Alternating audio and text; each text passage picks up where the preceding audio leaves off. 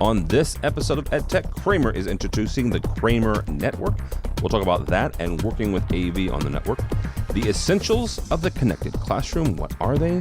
And we have the end of an AV era. All that and more next on EdTech. The network for the AV industry. What are you listening to? This is AV. This is AVNation. This is AVNation. This is EdTech, episode 41, recorded Tuesday, March 1st, 2016.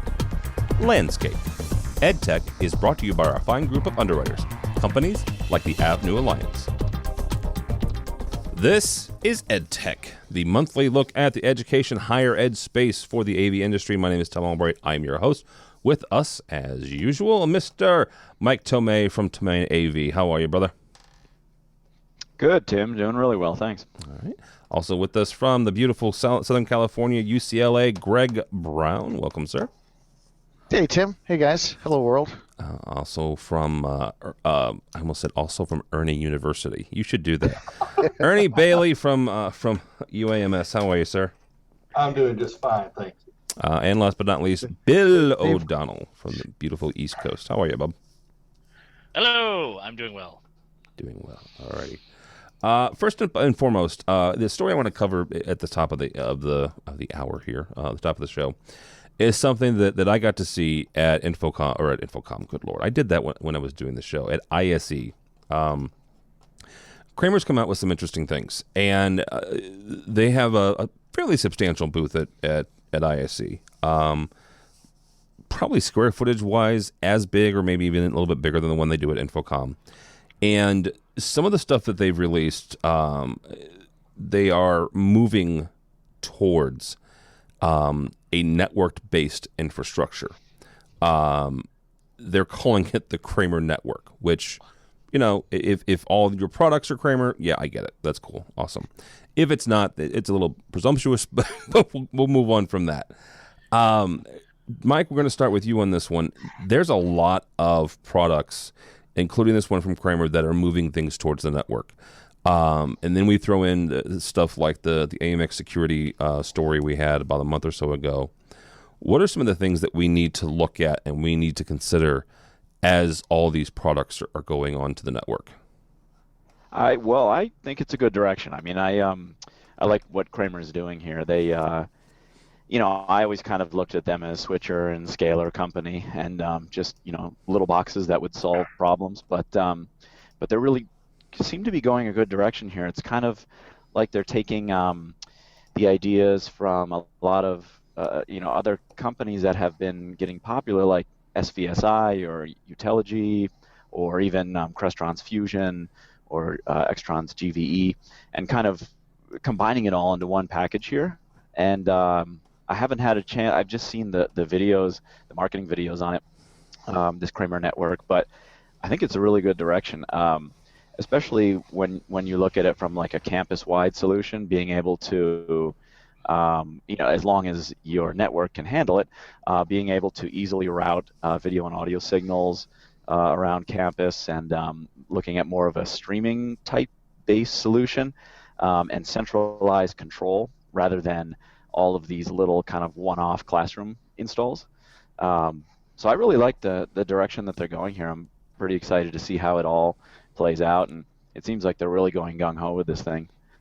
And also their VIA product, their collaboration box that they have now, they have a few different flavors of it. I guess they released VIA Campus, their wireless presentation and collaboration box that also looks pretty interesting. I'm looking forward to getting my hands on one and trying that, because I still have not found that kind of magic bullet wireless presentation box that solves everybody's problems. So I really want to try that one. Well, let's bring somebody in who's used some of them. Bill, you guys have got a fair amount of them on your campus. Yeah. You ran into some issues, some firmware. I think one time they sent you European plugs. I'm not sure. I'm joking. No, actually they do send it to you in that. Well, they send everybody. Yeah, a lot of people send you all the plugs in it.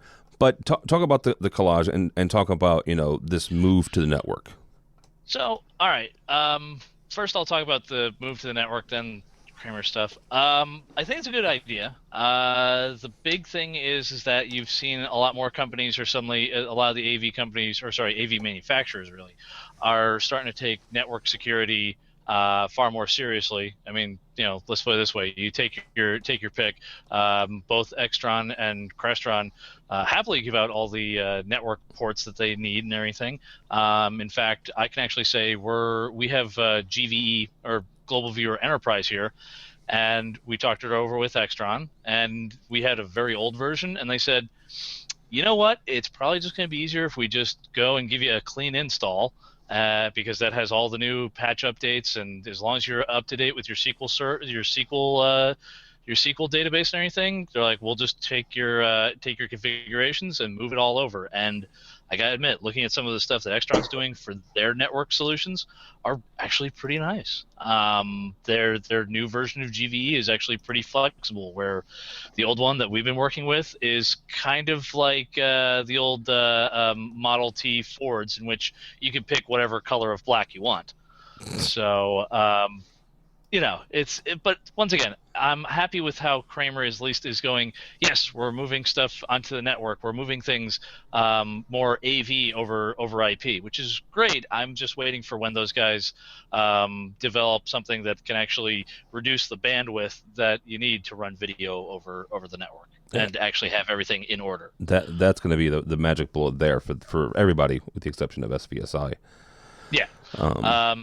And then the last thing, as far as the VIA products, they put out there's the Connect Pro. There's now I believe it's there's the Collage, which is the super high-end one. And then I think it's like the Classroom or the Collaborate.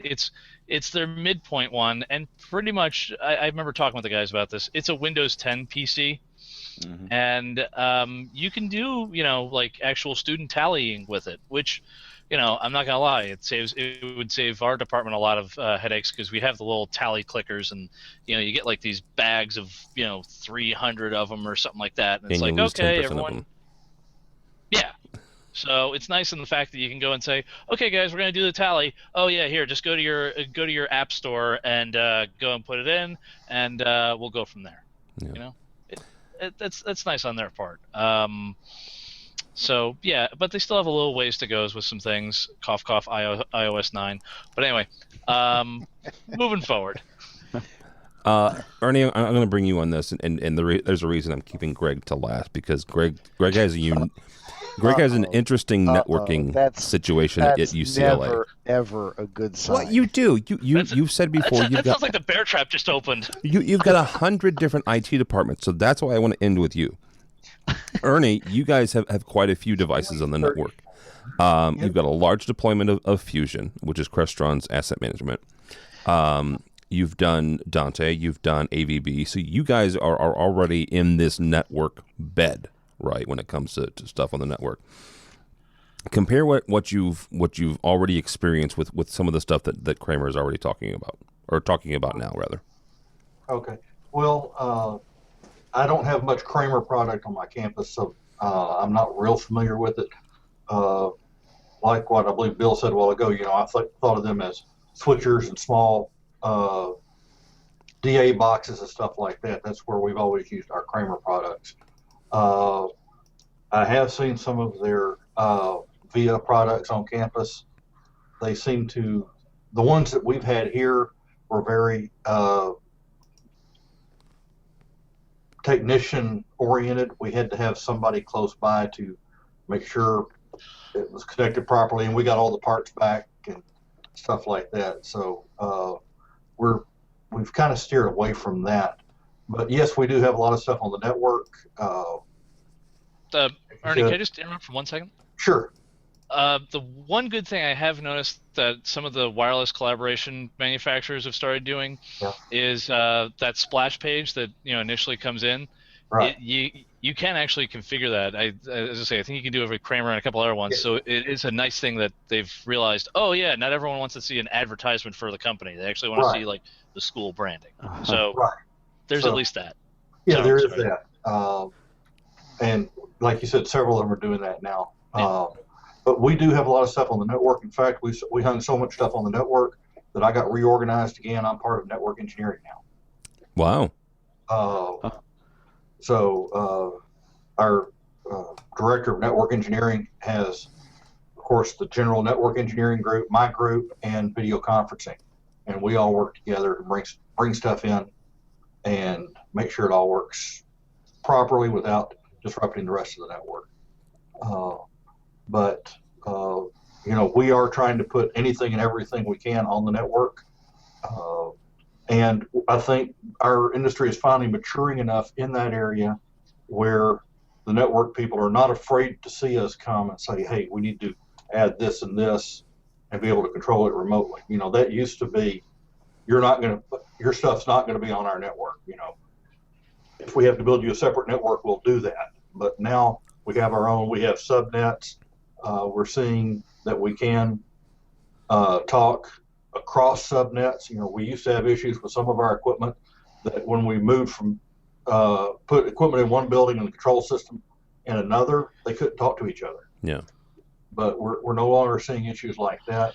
I like what we're seeing, what I read about from this article from Kramer you shared with us, and how they're bringing all the different tools, or more and more different tools, in together and bringing them into a consolidated package. Like you said, we use Fusion, and we're trying to use it, in the same way. All right, Mr. Brown, this is your time to shine here. Here's the thing, and Greg is again, you've got an interesting perspective, and the fact that UCLA, I'm going to get this wrong, but I think has 150 different IT departments. No, last I heard it was only 34. Okay, that's still a lot, right? But we're fairly decentralized in lots of ways. The way I like to put it is we tend to like the creativity and academic freedom of 200 different departments charging off in different directions and not talking to one another. There's a word for that. It's called drawn and quartered. What was your question? I don't know what my question. So look at stuff like this, right? Whether that's the Kramer Network or other devices that are living and breathing on the network. How do you do that in that situation where you've got these various fiefdoms?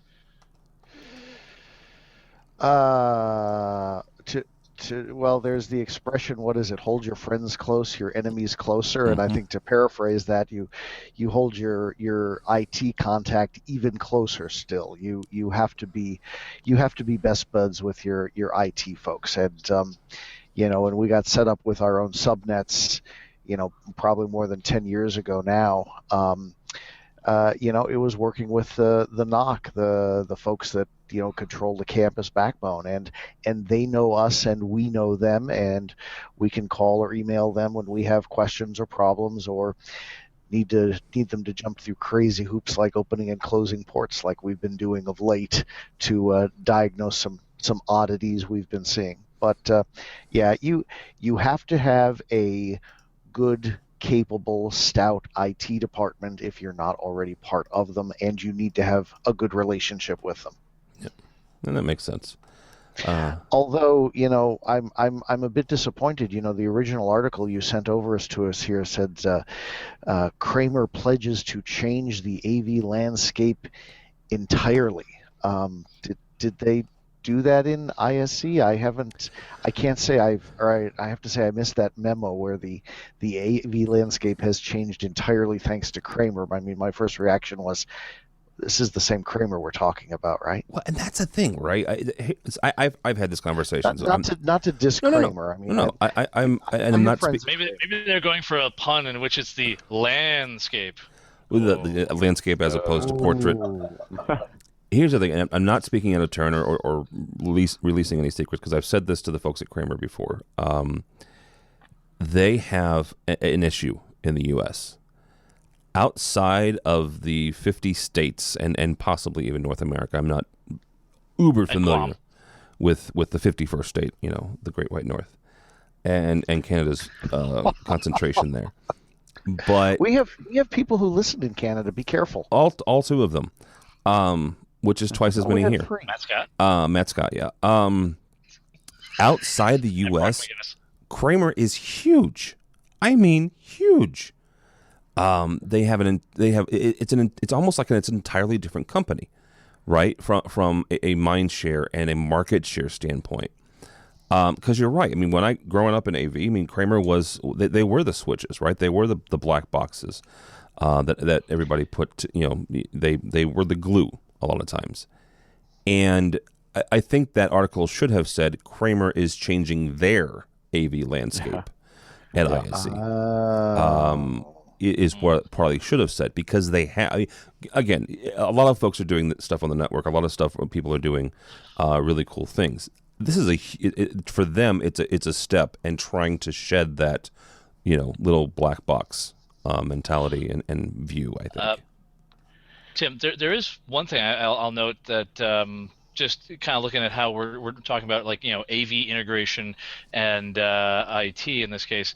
And Ernie probably helped me out here with the Crestron's doing this on the Fusion back end. But we were actually talking this over with the Extron folks. And instead of having the GVE server on its separate subnet and everything else, we're actually going to put it on the actual college domain. But the way we're going about it is we're actually using Active Directory, and our IT guys were like, "Wait, that thing can use Active Directory?" We're like, "Yeah." They're like, "Oh, done. This will make life so much easier. Here, we can actually put it in groups. We'll tier it out for you." Like, Wow. they were happy as can be. They were like, "Oh yeah, no, this will make." They're like, "We'll embrace this." Yes. So Crestron has been there. We have not moved to that yet, but it is in our plans for this summer, and we're upgrading the next version of Fusion, and we're replacing our server at the same time with the virtual server. And at that point, we're going to go ahead and go to Active Directory and all the controls that's going to give us. So that's something I do have to admit, at least from an IT and AV perspective, that's at least coming more together, because it's, I need to access GVE. Okay, I can go into the computer lab and go and find it because my credentials allow me that access, and it's a nice step forward from, okay, I have to go to only my office because my stuff only had the access to the GVE login. So it's a nice moving forward. Absolutely. All right, guys. From our buddies over at AV Network, 14 essentials of the connected classroom. I'll go through a couple of them here. First is this new, quote-unquote, faster, better connectivity with Wave to Wi-Fi. Polling, which we talked about. Stop waving, and there's even a thing up there that says no surfing puns, whatever. BYOD casting. Obviously connected classrooms and stuff like that. Ernie, you can either agree with one or two of the essentials, or you can add your own essentials. But what are some things you have to have in the connected classroom? I'm going to agree with the Wave 2 Wi-Fi. We're in the process of doing that, hopefully campus-wide. And when I say campus-wide, I mean throughout our hospitals and everything else, too. They started with the most heavily used classrooms. They came to me and said, where do we need to do it first? That's one advantage of being part of the networking group now is, they think about us, not we get the leftovers.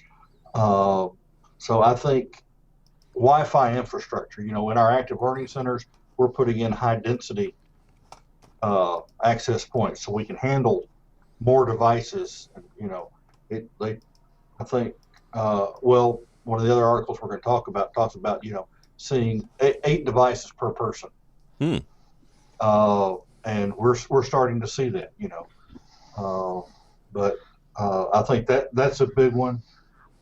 The BYOD casting, yes, we're trying to do that. Someone, I don't know if it might have been Bill, said, we're looking for the good one, or maybe it was Mike. I haven't found one that I really like. We're putting in 2 different BYOD gateways, as we're calling them. We had to come up with a generic term, just so if someone brings in something wireless, how do we connect to it? And I don't like having to have a physical device. We have to, a dongle we've got to hang off their unit, because then you have to make sure you've got the right connectors for whatever they're bringing in. So I want something that can be seen wirelessly, and we've got one device for iOS devices and another gateway for everybody else. And they connect a little bit different. So you've got to have 2 training sessions if you've got a group of people that are going to be swapping back and forth with their devices. Yeah. Mike, you're about to say something. No, I was just laughing because that's the case with everybody. Everyone's trying all these different variety of wireless presentation devices, and Like I said, Go ahead. We're putting 2 in every classroom, So I've got one that's costing me about $200, one that's costing me about $1,000, and then the programming that goes into it, maintaining it, waking them up when they need to be woken up.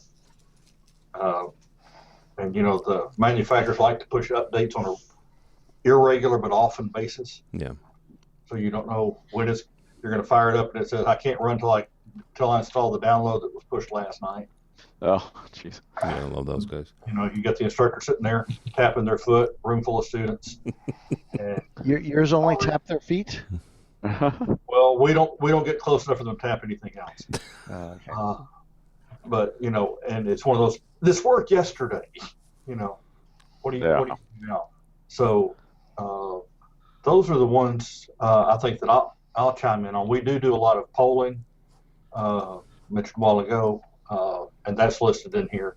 But we're doing it mostly with apps and we use Turning Technologies Turning Point. But we have a number of their little clickers, but we're moving over to where the students can download the app and run it that way. And it interfaces directly with our learning management systems and makes it real simple for the instructors to use it for, participation points, quizzes, or attendance, whatever they want to use it for. No. All right, Mr. Brown, what are some of your additions, or you can agree with some of those?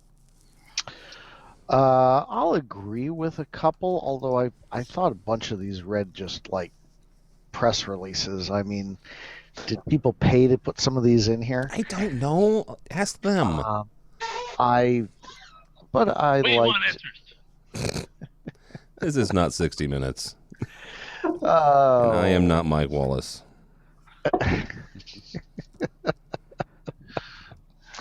Let's see. What was the one I liked? The one about the audio, which doesn't pimp anybody. New and improved the human voice. Yeah, audio is really important and something a lot of people don't do very well. They do mention one product I think is pretty slick in number 14, the personalized listening, the little the new listen box that will send direct to your smartphone or tablet. Yeah. Also, an easy way to deal with hearing assist issues if you've got spaces that don't have hearing assist. And we have hearing assist every place, and I know lots of other people don't have hearing assist all the places they are supposed to have hearing assist. But that's a really slick box. So those are the 2 that I'll give a shout out to. Well, it also depends on your local laws as well. Here in Illinois, there's a threshold for audience members. Like if your space, and I'm going to get this wrong, but I believe it's 500 or 700. If your space holds that many people, you have to have hearing assist here in Illinois. So. I thought for ADA it was anything. Oh, that's right. For ADA, that's right. I'm sorry. With, you're right. With PA over 50, I believe, isn't it? Yes, I'm sorry. You're right. It was over 50, and I think they dropped that in the last year. If you have the last one that I was informed of in a meeting with some architects had gone through a class on it was, if we're doing speech reinforcement, right, you've got to do it. Wow. Okay. Yeah. Well, there you go. Now there are different formulas you use depending on the size of the room, how many receivers you have to have available. Okay. Right. See, we don't even have to worry about receivers. That's handled by another unit, but we do have to put the transmitters in. Yeah. All right, Mr. Tomei, what are some of the essentials for a connected classroom? Well, a couple points that I picked out of the article was video management, so kind of the back end of lecture capture, because we spend a lot of time working on in-room capture equipment and solutions, but a lot of times schools don't really pay attention to the fact that someone's going to have to pay a lot of time and attention to the management of these videos once they're recorded, and a lot of time there's staffing that's not set up People don't really understand what happens with the videos once they're recorded and how it all gets linked to class websites and learning management systems. So I really picked video management out of that article as pretty important. And also web conferencing. These days, everybody wants some sort of web conferencing technology installed in classrooms, a camera, and at the minimum, a mic and an installed camera and some sort of interface like a Vadio AV bridge or something similar to connect to the PC. So I think that's really important these days, bringing that in. And it's a heck of a lot cheaper than going the full-blown video conferencing route for every classroom. Yeah, absolutely is. All right, Mr. O'Donnell, you'll have the last word on the connected classroom here, bub. Well, funny you should mention that. Mike just mentioned the web conferencing thing. We actually got around to play around with Extron's MediaPort 200. Oh, very cool. Yeah, I actually have to give them credit for this one. They actually took the fine components of what you have with a Vadio AV bridge, and they actually put echo cancellation in. And the only reason that's such a big deal is because, well, you've used Skype as much as I have, and it's okay if it's point to point, but if you're in a classroom, not so much. So yeah, that aside, I'm with Ernie on the other point, and that is beefing up the Wi-Fi in the classrooms, because folks are just bringing more and more devices into the rooms. Most of our classes, at least in the new building, everybody's got a tablet. Everybody's got a smartphone of some sort, and there's a fair amount of laptops and everything, but in the classrooms, there's at least an iPad or a Kindle Fire or something like that in the rooms, and folks just, as I say, the Wi-Fi is just getting hammered. Mm-hmm. So that's a big backbone to work on. All right, guys. Here's the last story we'll do for the day, and I wish I had a sound effect of, I don't know, taps playing in the background or something. Crestron has announced the end of sale for Quick Media Series products. I will point out that we were recording this on March 1st, 2016.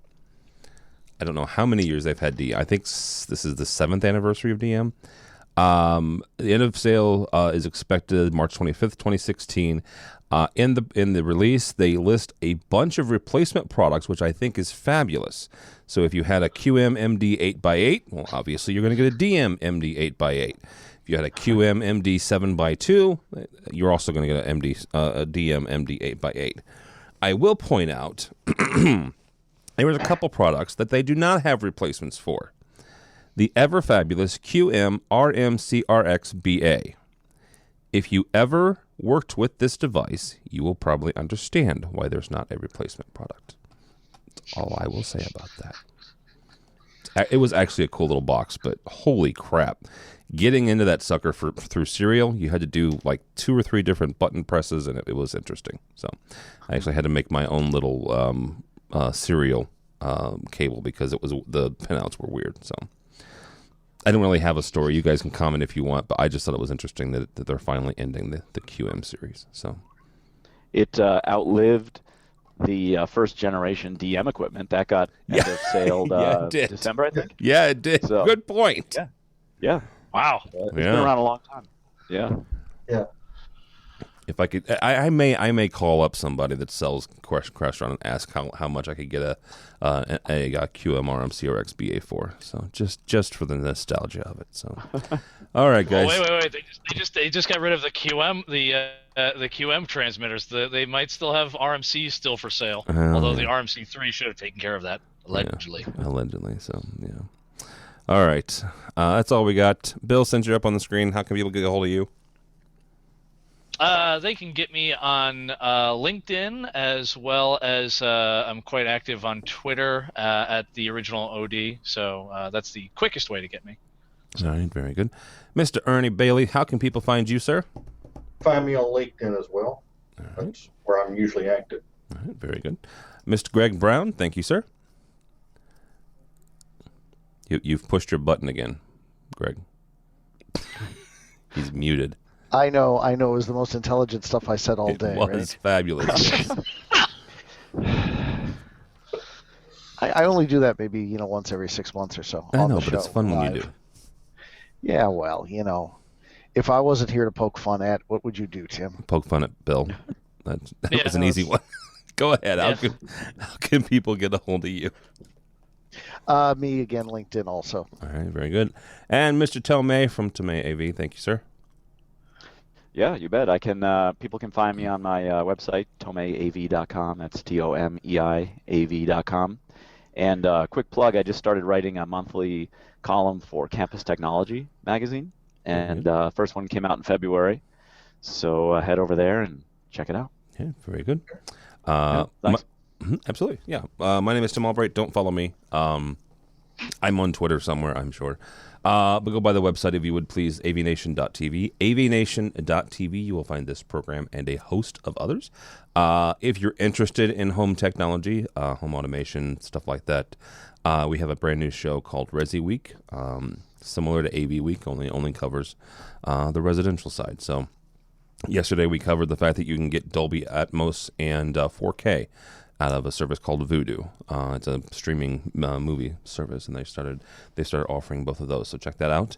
Also, if you're watching this live, or you get this on when we post it this week, and you're in San Jose and going to the Infocom Connection show, come by and say hi.